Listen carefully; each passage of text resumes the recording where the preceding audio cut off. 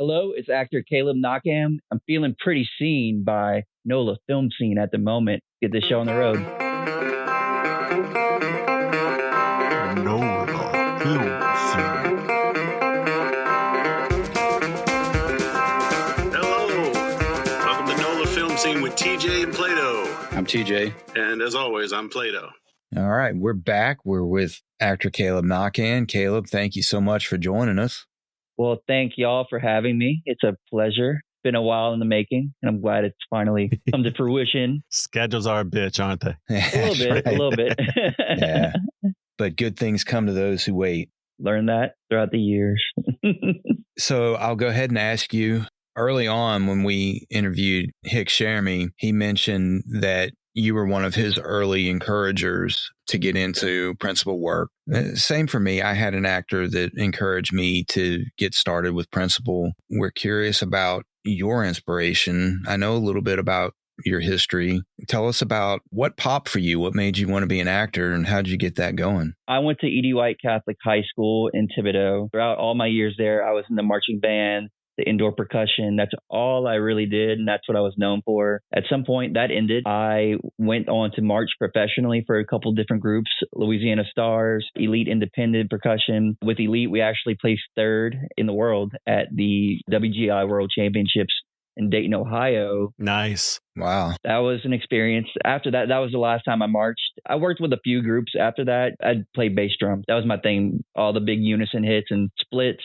For anyone that's been in band, they'd probably know what I'm talking about. But that was me. Hey, there we go. Trombonist, though. I was right behind you because the trombones are in the front of the marching because we got to do our slide. So right. Yeah. So once I was done with that, by the way, I didn't go to college. Right out of high school, I was like, what do I want to do with my life? And E.D. White's a college preparatory school. So everyone had some kind of path figured out. And I felt like I was one of the very few that didn't have anything planned out at all. So I was kind of just floating for a while, and I ended up working at an AMC near where I lived. I mean, I was always a huge movie guy to begin with, so working at a theater kind of just made sense. And that's when it really came to mind that, like, oh, we have a film scene in Louisiana. Like, I was completely oblivious to it. The girl who played Annie in the remake several years back, she's from Houma. Oh. And that blew my mind that someone from little old Thibodaux/Houma could take on such a role. I was like,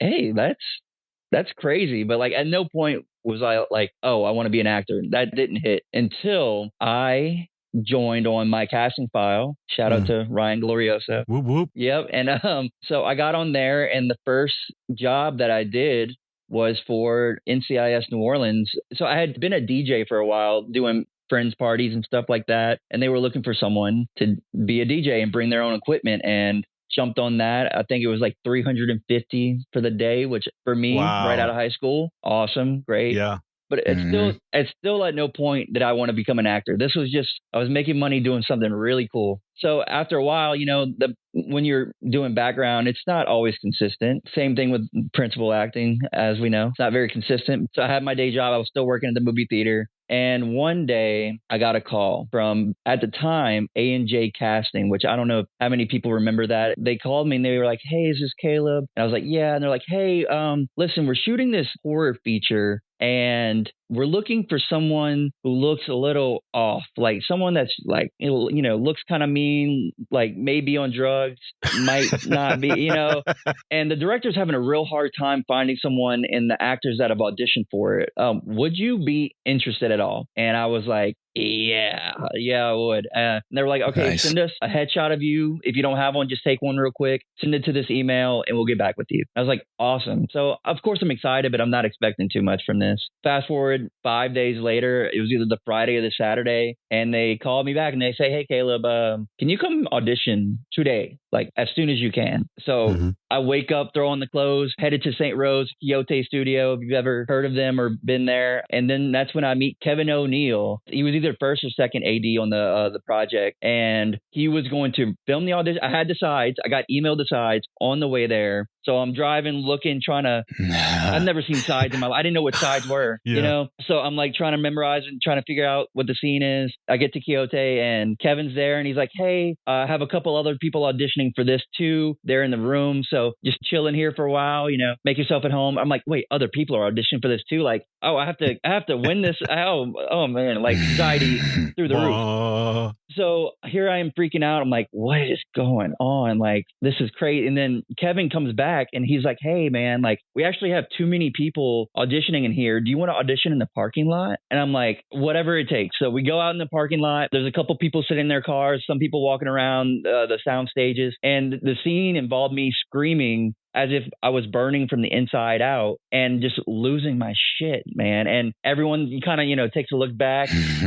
Crazy experience to say the least, doing all of that. And then Kevin was like, all right, man, well, good job. And we'll let you know. I think 3 days later, they were like, hey, you got it. And I was like, wow. Awesome. Wow. But to that point, what really got me into acting was once I got on set and everything, it was an awesome experience. Had my own trailer, all of that. I had no idea what SAG was. Had no clue about union rules, nothing of the sort. There was 4 of us eventually, like 4. So we were punks. And our punk leader, gang member leader was Jared Bankins, an incredible actor. He's on Twisted Metal, a bunch of other things. 2 of the 4 of us got bumped to a SAG contract that day. I was not one of those 2, but I was like, what is that? Like, what does that entail? I had no clue. But from that moment forward, I was like, if I take this seriously enough, I could just get a call one day and say, hey, audition for this, and who knows where that's going to lead me. So that's how that all started. And the last background gig I ever did was Antebellum, the Janelle Monáe movie on Hulu. And Hick had posted that he had booked a recurring featured role, and I had already gotten signed on with it at that point. And I was like, I messaged him. I was like, are you talking about what I'm talking about right now? And he was like, so it clicked, and we're like, okay, we're going to be in the same movie. And that's where I got to meet him. And we had a lot of time to talk. There was a lot of downtime. Yeah. That's where we really clicked. And it just went up from there. And we talked about the goals we wanted to hit and what we wanted for our eventual careers. And it's insane where we're at today. Yeah. Considering where we were, Right. So similar to you, I've never mentioned this on the podcast before because it was a while ago for me, but I also worked in a movie theater when I was a teenager. I got hired and started the day I turned 16 over in Mississippi. And I always kind of thought in the back of my mind, it would be really cool to be an actor, but I had no idea how to even get started in it. I did a handful of plays, church and school plays, but I never looked into it. I certainly wasn't going to try to go out to California and try to break into it. Right. But for 5 years, I did. I worked at a theater. And to your point, it's not even that I didn't even consider it. It's like, where do you start? Yeah. And I think that's one thing as a whole for a lot of people that want to get into it. They're uneducated, but that's not their fault. And it's really like, what's the first step? Well, there's 8,000 first steps. It just depends how 5 of those might work out for you one year and 15 of them might lead you down something okay. Then there's no clear set road to where you need to go. But you have to go down at least a couple to get your feet wet. And that's right. 8,000 different steps, and they're all right for different people. Right. That's right. And they might be wrong for you. I just had a meeting with somebody and had my headshot and my resume. And the discussion between me and some other people of, do I staple my resume to the back? Do I paper clip it? Do I staple it here? Is the staple from the front? The headshot was 8x10. The paper was paper size. So it's a little board. It's like, okay, I put it in a folder to make sure it didn't get folded, but it's like, there's rules, but there's no rules. Yeah, exactly. Because I could hand this to somebody and they go, perfect. And the next person would go, you stapled it. Oh, you know what I mean? So it's same thing with acting, same thing, how you get into it, how you get into the training. People like you have a very blessed journey, a very quick one. Mine started later and longer in background. That's fine. It's great. Tavon, who's been a guest before, almost one and done, and he was there. He knew some, it's amazing. And like mine might be longer, but I'm still happy with everything I did. I love doing background. Right. Yeah. I love doing the independent films. I feel like I'm almost, hopefully soon, when, I don't want to say where it's going. I don't want to jinx it. We're not going to jinx it. We're not going to jinx it. Right. There's something in the works, though, hopefully. It's coming. It's coming at some point. What you were saying about NCIS New Orleans, best set for background in New Orleans I've ever worked on. Well-oiled machine. No matter what department, cast, background, crew, that was so well put together. I'm so sad they're gone. Yeah. If we're going to be honest, I haven't watched NCIS Hawaii. I believe that's where they moved to, right? I think so. Yeah. I haven't heard great things, and I'm not trying to shit on them, but like we're always welcome to bring it back, So we take pride in our NCIS New Orleans. You see what I did there, Scott Bakula? Come on, be a guest. Yeah. But the minute I got it, friends, because thank you, TJ. I saw the rim shot. The minute I got it, because I had done Jay and Silent Bob Reboot was my first thing, and that's where the background acting bug bit me, and I loved it. And then I said, I got NCIS New Orleans. And friends like, you're going to love the food. Best catering in town. Because folks out there, usually background has basic food when they feed you, chicken, vegetables. It's good food, but the stars get the premium quality stuff. And NCIS New Orleans fed everybody the same. And we're in New Orleans, so we all ate good. Oh, everyone's going home with a to-go box, if not 3 for their family. I miss those things.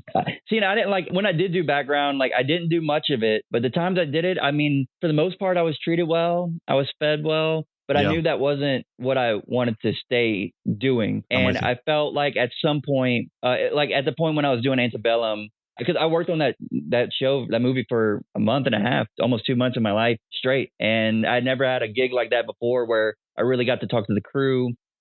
Me and Janelle Monáe chatted it up a good bit. Just had so much free time, it's hurry up and wait at every given moment. Yes. My advice to anyone who's doing background right now that wants to move into possibly be a day player or, get into supporting roles and hopefully one day leads is do background while you can, learn as much as you can and soak it in and meet whoever you can meet. I didn't know what networking was until I got into this, but I was already networking and I didn't even realize it. You see the same people. They're going to have an opportunity that you're going to be perfect for one day. When is it going to happen? Who knows? But who knows? Yeah. But you want to be in that number. You want to be there. If you show up on time and do the job, I don't think anything can go wrong. You want to be in that number when the rolls come marching. And networking is so important in this industry. And skills and experience go a long way, but there's also a little bit of being in the right place at the right time. And there's always an opportunity to network in this industry. You hit the nail on the head. It is hurry up and wait. And during that downtime, you have to be careful about it. You don't want to go be a creep and and overbug the stars that are on the show. But there's a time and a place, and you can talk and network if you do it the right way. Exactly. And this industry, I've met so many incredible people in New Orleans, in the area, the different little projects that I've worked on. I've walked away. I can say that everything I've done, I've walked away with at least one new friend. And I don't know if it's the same in other areas. I haven't worked in the other markets. I did one project in Atlanta and I did one project in Austin, but everything else has been local. I mean, those projects, I walked away with friends and people were great there too. Right. And that's why I'm so thankful for places like the Actors Apothecary. Sylvia and Chelsea over there. Absolutely wonderful. Love them. I always imagined an idea of having a dedicated studio space for whoever needed to come in to knock out their auditions with a professional. I always had that in the back of my mind of I wish there was something like that. We need something like that. And out of nowhere, a couple of years ago, here's the Actors Apothecary. And not only do we have that resource now, but we have such a community built around them. They do number of shows, movie nights, cold reads. And it's awesome to have that kind of bond with everyone in the city, Yeah. And especially coming back from COVID, when everyone kind of met each other on Instagram and Facebook and their IMDb pages, they see these headshots, they see that, this person booked this and that. But you really don't get to talk to them and meet them and really get to connect with them. The grand opening night for the Actors Apothecary, I felt like I was in real life version of Facebook. I know you. I kind of know you. I think I know you. And you really got to bond with them. I'm thankful for them, and I'm glad they're here. Very cool. I didn't get to go to that, but we basically, like you said, became social media friends. And I think we met at Matthew Morgan's workshop. is intensive. We did. Yeah. Yep. And so that was a great day for me. You did great. But for me, it was one of those steps where like I'm an actor now. I had a scene and it's The Last M&M Samurai. And it's a guy on a couch and he's talking to this friend next to him who's about to eat the last M&M. Like, dude, you can't do that. That's the guy who's fought his way. He's kept himself in that bag. And there's this whole speech. So I did my take. Actually, I had done that for Jeremy London's Zoom class. Okay. And that was my first monologue because with Jim Gleason, it's all interactive scenes. So a monologue was weird to me. It's nerve-wracking. When I'm coming up to pick something for Matthew Morgan's intensive, I was like, well, I can't do that one. I already did it. And then I was like, why can't I do it? So I did it. And one of the girls in the front row was in the same class with me, Jeremy London's class. So first I did it and Jeremy had said, well, that's kind of a stoner guy. So, I was kind of stoner and stuff. And Matthew goes, what's that accent? I said, well, I was trying to be a stoner. And I had been sitting and he said, drop the accent, try to do something different. And I had seen other people on their second take. He had told them to do something totally different. And so I said, you want me standing up? Yeah. Move the chair. And I went from happy stoner to really pissed off about it. And I got into it, man. I felt it. And I focused in on that girl who was in my class and she's a friend of mine, but it was like, you don't eat that M&M. You don't do that. And I don't care if you ever do it, but I will never eat the last M&M. And Matthew would give everybody tips and he goes, I got nothing to say. I just love to watch you work. Nice. And I was like, hey, I had a yep. And that's how we met. You just take something and you make it your own. I feel like that's something you have to have in your bag of tools. Like especially if everyone's given the same thing, like a normal audition, you get the same black and white paper, but the way we translate that on this, when we're setting up our backdrop and a camera, that's our job, is to make the most of it. Now, will it get you the job? Hope so. But I guarantee you do a great job. They will not forget you. That's right. They're going to remember, hey, remember that one read, that one guy? Yeah. You would be perfect for this. It was really weird for that cop, but he'd make a great Jedi or something. You know what I mean? Yeah.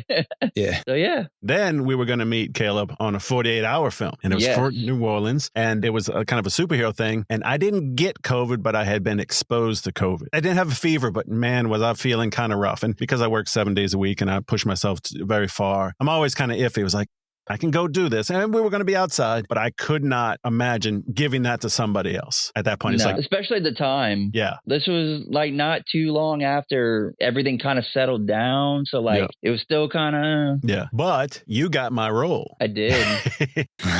And luckily somehow pulled off an award from that. And nice. Insane. Yeah. And funny enough, I had a lot of lines cut. We were rushing to get a lot of those scenes done. And that's the name of the game with 48-hour film festival. And it started raining on y'all. It did. At least a mist. And from the Friday to the Sunday, it had to be all complete. And we were still shooting on Sunday because we couldn't get everything the Saturday night. So, wow. Word of advice: if you're going to do a 48-hour team, prepare. But you just prepare to not be prepared as well. Yeah, because you won't be. You got to roll with the punches when things goes wrong. So for the folks out there, 48-hour film festival goes around the country and different cities sponsor it.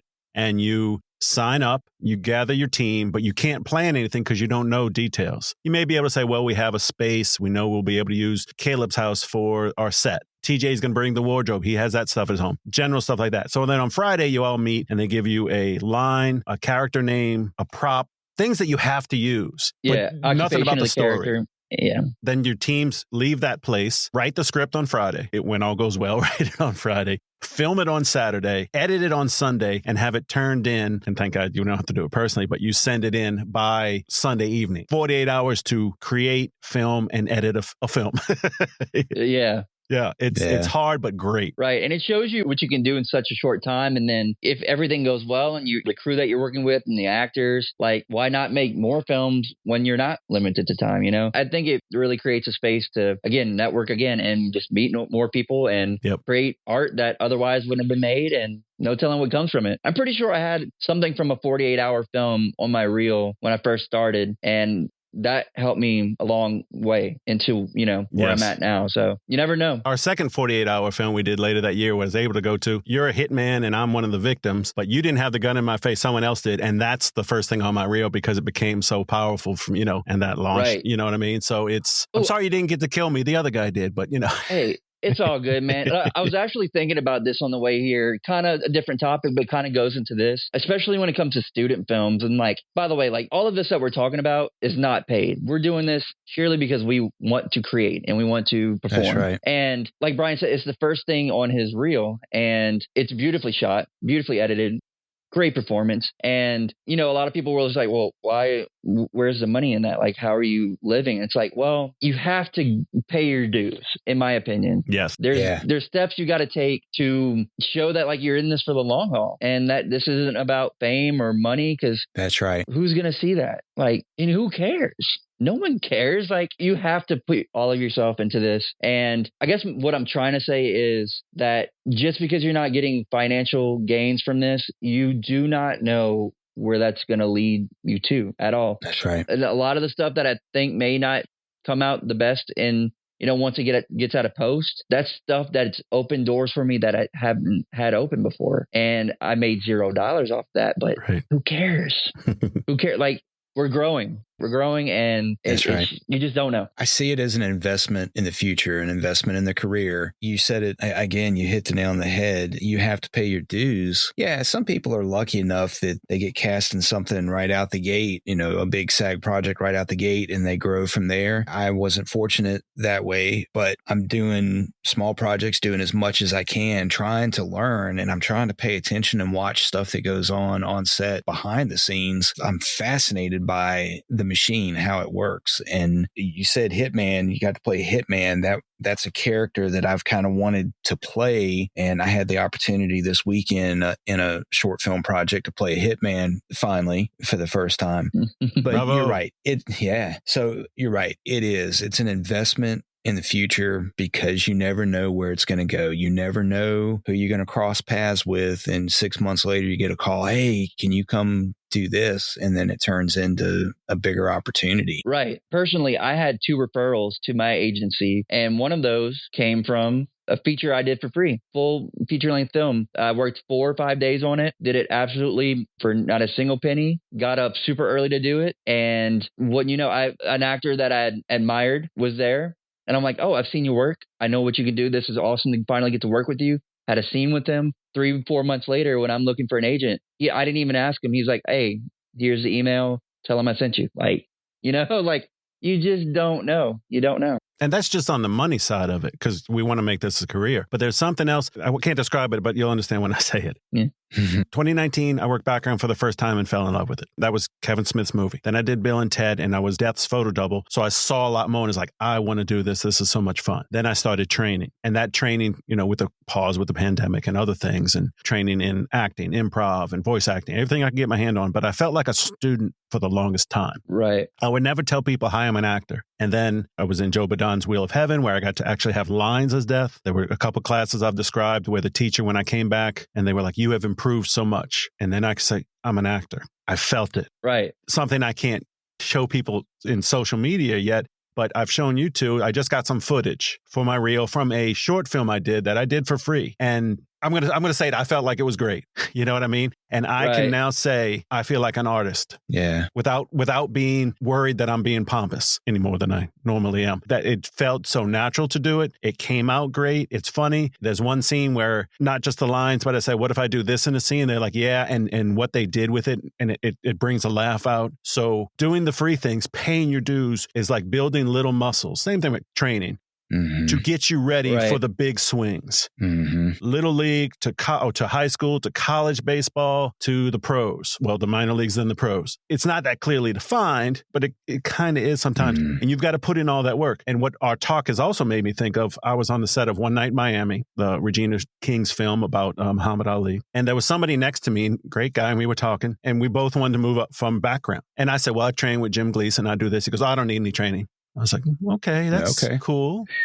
And I haven't heard from him again. Doesn't mean he hasn't made it. Just he's not a social media person. But my thought is, and what I've heard from other people, you're right. You don't need to have training. You may be a natural at it, but that's only going to get you so far. Right. And even if you have the most natural talent, you can make it better. And the things we do with acting, it's over and over again, take after take. And if it's an emotional thing, they need you to bring it every time, hopefully. Yeah. Right. And that's where the training comes in. So yeah, you can do it without it. You can just jump in, but you have to be dedicated, whether it's it's training, learning, reading. It's so much more than just doing things for money. Yeah. Was my whole point to bring it all back. Right. It's a lifestyle. It's a choice. It's a mindset. Yeah. And it's definitely not easy a lot of the times. And, you know, me personally, right now, I've given myself completely to this industry. Yeah. Shifting gears, a question we've asked, Kaleb, do you have a dream role, something you haven't done yet that you really want to do or wish you could do? Ooh. That's a hard one, huh? One that I keep thinking about when I'm in my actor mode, or whatever you want to call it. Like when I'm thinking about my career, I'm like, I'm picturing myself as like the lead character's best friend. That's just a stupid motherfucker. Just like the butt of every joke. Like that's where I see myself when it comes to roles that I really think could define my career in the future. Is just, I know I'm not a leading guy. I don't have the face. I don't have the body. I've accepted that years ago. But I've used that to my strength. And I know how I think it works. And I know what I'd say pretty decent at. I love comedy. I really do. Although a good drama, like I just feel like my strong suit is in that field. Yeah, anything like that. I played stoners before, but I'd love something a little juicier, something I can really take a bigger bite off of in that world. So we'll see, but yeah. Yeah, I'm the same way. I accepted it early on when I started. People were telling me, "Hey man, you have a really good look. You should use that to your advantage." I know I'm not going to be leading man. Even if I shave my beard and cut my hair and got clean cut, that's fine. I'm going to lean into what I do have. And I don't know. I don't know if I'll keep the beard and the hair, but I think that's a big part of it that like goes even beyond acting, is like you have to accept you for you, and how others view you. Last year I was teaching in some charter schools in New Orleans how to use cameras, acting here and there, and they wanted to see my headshot. So I showed them my headshot, and one of my students was like, "Mr. Kaleb, can I be honest with you?" And I was like, "Sure, let me hear it." And they go, "You look kind of psychotic in this photo." And I'm like, you sweet child, thank you. But like, that was another moment where I was like, it doesn't matter how old they are. Like that's what their first initial thought is. Oh, he might be a little crazy. Oh, he might be a little off. And if that's what I give off, I'm driving that car. Use it. Pedal to the metal. Yeah. So we asked Hick and we asked Tavon, and I've answered. Oh, I think I know where we're going with this. Yeah. I think you do too. So there's not a lot of us that have long hair. What would it take for you to cut your hair? Like I'm talking clean cut. So there still is, soon to start again, a Netflix series shooting down here. I don't know if I can talk about it, but I will. I'll give you what I can about it. It's a Marine show. Everyone's Marines. I had 3 auditions for it, but the very first one I had was a recurring guest spot. And not only does this character have to shave his head, he has to lose like 40 pounds between the first episode and later on in the season. So I was full blown ready to take that on, especially, the dollar value to some degree to me doesn't matter. I guess it's a case by case, but if the co-star role is right for it, and especially if it's a couple of days, not just a one-off, I'd probably do it. Because at that point, the only thing I'm worried about is getting new headshots, because clearly I wouldn't be able to use this. Yeah, that's... Mm-hmm. But for the Marine project I was talking about, the last audition I did was right before the strike. Things were looking great. So I'm hoping once everything kind of starts chugging back again, who knows? We'll see. Yeah. I've kind of changed my answer a little bit. I had a pretty high dollar amount on it, but at the end of the day, it's not about the look. It's about the performance, and it's about the art. I wouldn't shave my head or shave my beard for a free project, a student project, something like that. Sorry, wouldn't. Yeah. But for something significant, if the role was right, yeah, I would do it. Right. Yeah. It'll grow back. Mine was, yours will grow back. I never know if mine will. Well, but sorry, Brian. Y'all knew who I talked to this past weekend, and I can't say. And we had a discussion, and that person, because I showed them my old headshots when I didn't have a beard, or told them about them and said, "Oh, you were bald and didn't have a beard. That's really hard to book." And I went, "Oh." So my thing was I'd do it for any role, and it wouldn't just be a day thing. It would still have to be something big. And I always say Star Wars, course, I'm going to do that. Hick brought up Kevin Smith. Yeah, I'd probably, since it worked for him. Right. But it's got to be, I've now got to add the factor in that it could keep me from getting roles behind it. So however long it take, my beard, this is a little bit longer. So 3 to 4 months for me. You know what I mean? Wow. So it's a new factor in my thinking on this subject. So you heard that shaved head, shaved beard is harder to book. Yep. So advice that I heard my coach talking to someone else, just giving advice during a class setting, is that if you're going to do that, like for you, if you were going to shave your beard, to do it in stages, headshots with the beard, and then headshot with maybe a goatee, and then maybe a headshot with just a mustache, and then clean shaven, and have examples of each. Smart. I mean, your growth is a little bit harder to grow back out, but if it did come down to that, have some examples of each. I think that's a good concept. Good idea. Yeah. So I've done the same thing. I've grown out the mustache and the neck beard, which is shaved right now, but usually I'll let that grow to just kind of look gross and unkempt. Same with the mustache. As soon as I get to the studio, take 5 minutes to go shave really quick, make sure that's good. And then I have my baby face shots. And to be honest, I mean, I read more for high school age kids than I do for late 20s, early 30s. But, and you know, it does happen. And sometimes I'm even thrown into the 30s to 50 category. So like I'm on the much younger end of that, but I don't want to be left out of it. So like you definitely want to have the options. And I never knew about the shaved head, shaved beard thing. I had never heard that before. You see it, the actors all the time. Maybe that's in our market, you know? Maybe. Yeah. So, I mean, if it happens, it happens. We'll deal with it. Yeah. I mean, I guess it depends on the role too. I mean, I know an actor that's, you know, bald head, clean shaven, and he books, but he also does what I said as well. I mean, he's got different looks. I don't know. Right. And then obviously, you know, over time you start building your resume and your reel, and then they don't care if you're purple. It comes down to the work. They can make me purple like the Grim Reaper was white. Bring on the makeup. That's right. That's right. We've asked about your role, and I always say you can name up the 5, but you're the actor, actress that you really want to work with. It's your goal. Oh, if I could work with this, I'll be happy. Happy as a clam, whatever. Who do you want to work with above everyone else other than me and TJ? Definitely Paul Dano. He was in Prisoners with Hugh Jackman. Yeah. Ever since that, I was like, he's really good at what he does. I don't know, just something about him. I was like, I want to be that good. And that dude, and if you ever seen the movie, like you lead him to think it's one thing and then it's not. And then you're starting to question like the psychology of it. I'm like, I want to make people feel like that when they watch me. Nice. They just trying to dissect me, but you really can't put your finger on it. Nice. Very cool. That's a good answer. Caleb. Oh, Brian. That's it. We're out of time, my friend. Oh, man. My fellow park ranger, kind of. We're brothers in Park spirit. Ranger Bob. Park Ranger, almost Bob. It's been a pleasure having you on. It's been a long, hard fight to get you on, and it was worth every minute. Hey, we're here. I wouldn't say it was a fight. I would say scheduling. Well, scheduling conflict. I'm sorry. I fight the schedule. Yeah. You fight the edit and the sound design. Yeah. I fight the scheduling with people. I fight my DMs and emails and try to balance all that coming in. And all 3 of us fight our hair with different battles. Oh, yes. That's right. Mm. Oh, TJ, Brian, I actually have a question for you before we leave too. Okay. Boxers or briefs? Was the question for Brian or for me? Hey, it's I'll open-ended, answer. Dad. I know you're more reserved and you don't want to tell people. Commando, straight up. That's what I was thinking. Hey, It's right. It matters on the day. Sometimes you want something softer. Well, no, that's a little too personal. Let's just say boxers and leave it at that.